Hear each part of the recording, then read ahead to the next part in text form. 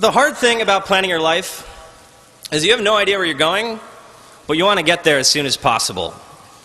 And people here are going to tell you, like, oh, maybe you'll start a company, or maybe you'll cure cancer. And you're probably thinking, or no, I don't know, maybe things will go horribly wrong. I had no idea when I was graduating. I've thought a lot about what's different about the life that all of you are beginning today. And I've thought a lot about, if I had to go back to 2006 and start it all over again, what would I do? And what got you here is basically being smart and working hard. But nobody tells you that today the recipe for success changes. And so what I want to do is give you guys a little cheat sheet. The one that I would have loved to have on my graduation day. All right, so I was going to say work on what you love. That's actually not that helpful, right? It's so easy to convince yourself or rationalize that you love what you do. But when I think about it, the happiest and most successful people that I know, they're not just in love with what they do, they're obsessed. And they're not just obsessed, but they're obsessed with solving an important problem, something that really matters to them. I had like dogs growing up. I don't know if you've ever thrown a tennis ball for a dog. But like, you don't even have to you don't have to throw it, you lift it up and like the dog gets these like crazy eyes. And then you throw it and like the leash snaps and they go bounding off and they're like plowing through, whatever's in their way to get it. That's what my friends feel like. And that's what I hope all of you find, because I have other friends too who work hard and they're paid well in their jobs, but they complain and they feel like they're like shackled to a desk. So the problem is, a lot of people don't find their tennis ball right away. And so what scares me is that both Dropbox and this poker bot started out as distractions. Like that little voice in my head was telling me what to do all along, and the whole time I'm telling it to shut up so I can get back to work. Like I almost missed it. But sometimes that little voice knows best. So it took me a while to get it, but I realized the reason why the people that work the hardest don't work hard because they're disciplined. They work hard because solving and working on an exciting problem is fun. So after today, it's not just about pushing yourself, it's about finding your tennis ball. It's about finding the thing that pulls you. It might take a while, but until you find it, keep looking and keep an ear out for that little voice. So they say that you're the average of the 5 people you spend the most time with. So like think about that for a second. Like who would be in your circle of 5?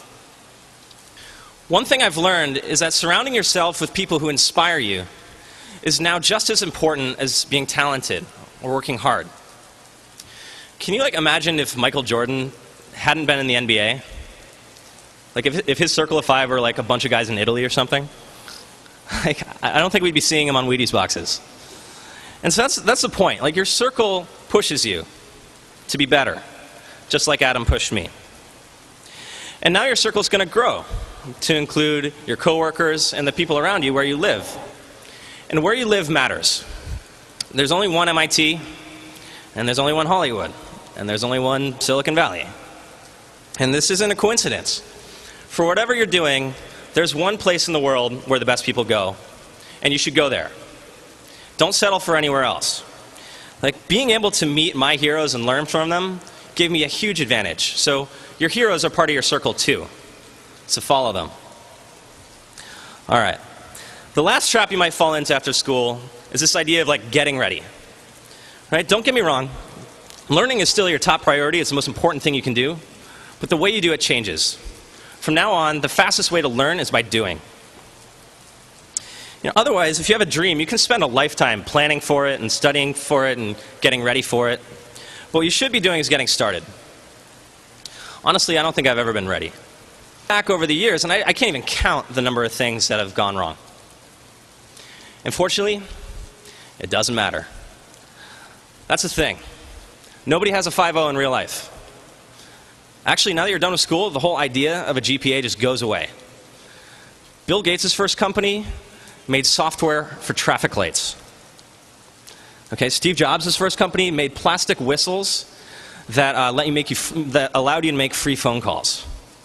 Neither of these companies were successful, but and it's hard to imagine that these guys were too worried about it. That's my favorite thing about what changes today. From now on, failure doesn't matter. You only have to be right once.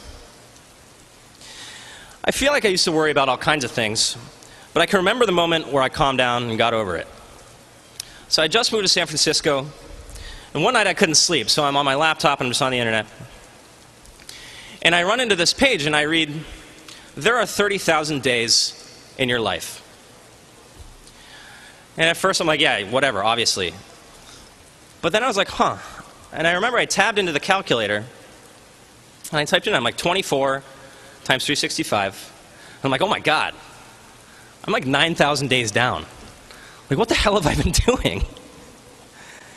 And by the way, you guys are 8,000 days down. So that's how 30,000 ended up on the cheat sheet. That night, I realized there's no warm-ups, there's no practice rounds, there's no reset buttons. Every day, we're writing a few more words of a story. And from then on, well, actually, when you die, it's not like, here lies Drew, he came in 174th place. You know, and from then on, I decided that, okay, instead of trying to make my life perfect, I want to make it interesting. I want my story to be an adventure. And that's made all the difference. So my grandmother's here today. Next week, we'll be celebrating her 95th birthday, and I love her very much.